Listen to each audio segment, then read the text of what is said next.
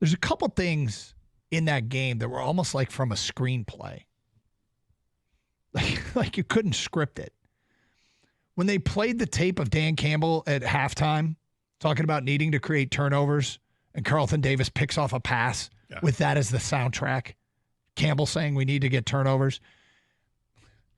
It's just a coincidence. Like I get, and it's no surprise. I'm sure a lot of coaches would have been preaching we need to get turnovers. But they got one as the soundbite's playing. It's almost like Dan Campbell didn't need the legend of Dan Campbell boosted anymore in this town. But that happens. Are you kidding me? Like you couldn't script it. And that happened, A. And B, at the end of the game, if you had said, all right, how are we going to do this? What are we going to make this the most dramatic football movie ever that's about a kicker? We'll have him. He's a rookie. We'll have him in his hometown where he had some average everyday job, and we all know what it is now. And then 1 year later, he's back, and he scrapes the right upright to tie it, and then he scrapes the left upright to win it. Like, this stuff it's movie stuff. Are you kidding me? It's great. It's so great. I love this movie. I want to watch it over and over again. I hope it ends with a really happy ending here. It's every little thing about this team makes you smile even a little more, and going through the adversity they went through on Sunday night and come away on top. Great. It's watching the players develop as they have, seeing Pascal back out there. Dan Campbell's right. He's talking about Pascal and saying, we got Pascal back and he played well. He did play well. Yep. It was good to see him playing well. You're seeing Jack Campbell out there, and he's becoming more of a force this year than what he was last year. He had a pretty good rookie season, but he's stepped it up a little bit this year. But then you're seeing other guys. I'm sure you did it too. Who the hell? What, dude? Okay, Neiman's out there making plays that you're like, why is Neiman even seeing the field? I'm never going to question it because whatever works.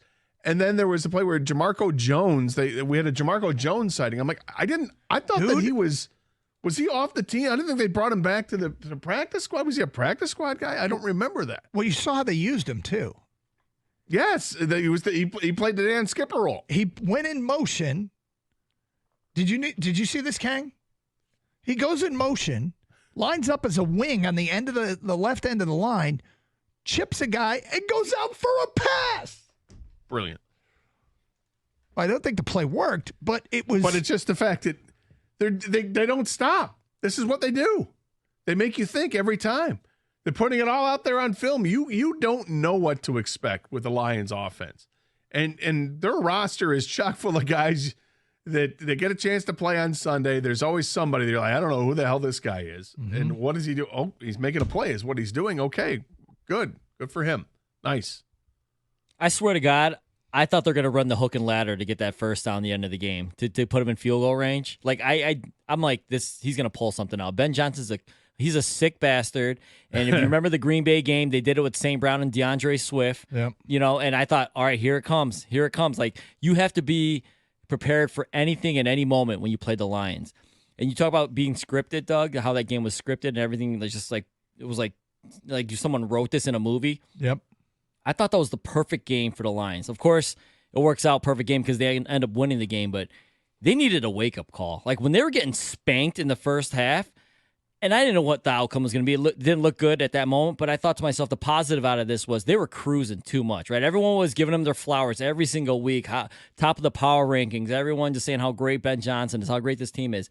Sometimes you need this in the middle of the year to just be like, hey, remember, this can turn at any moment. You got to stay on top of it.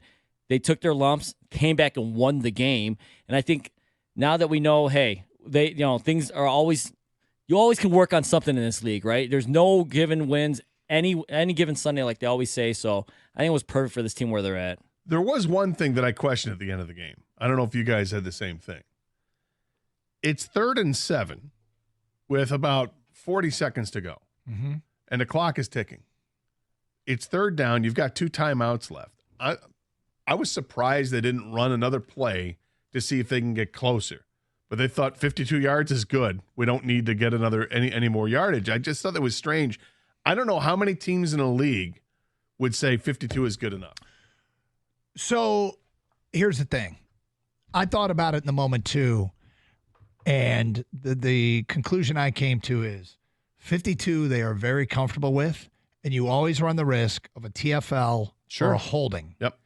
And if you back it up 10 yards, now you've created, you go, okay, now we're on the brink of makeable field goal range.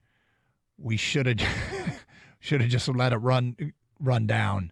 So I think that the message I got, and Dan Campbell talked about how they ran this end of game scenario with Jake Bates in Thursday's practice, is they know he's going to make it from 52 way more often than not. And so why risk running another play that could be a negative play? Which gets back to the point of how many other teams would do this? How many other teams feel that confident in their kicker? Because it feels like, Khang, you and I bring this up all the time, 50-yard field goals are going in all over the place. No, everybody's kicking. Gator, except for Jake Moody. Yeah, exactly. I think we all thought the same thing. Why not run another play, get a few more yards? But 52 is the new 42, man. Yeah. You know what I'm saying? Like it's hey, 52, no problem. That's the entire league Indoors, for the most part. Well, although they had the roof open, but the elements aren't going to play a role in it. I mean, I understood it to a point. It's not what I would have done, and doesn't matter. What matters is what Dan Campbell's going to do. I thought it was a little strange they didn't run an extra play, but they have that much confidence in the kicker.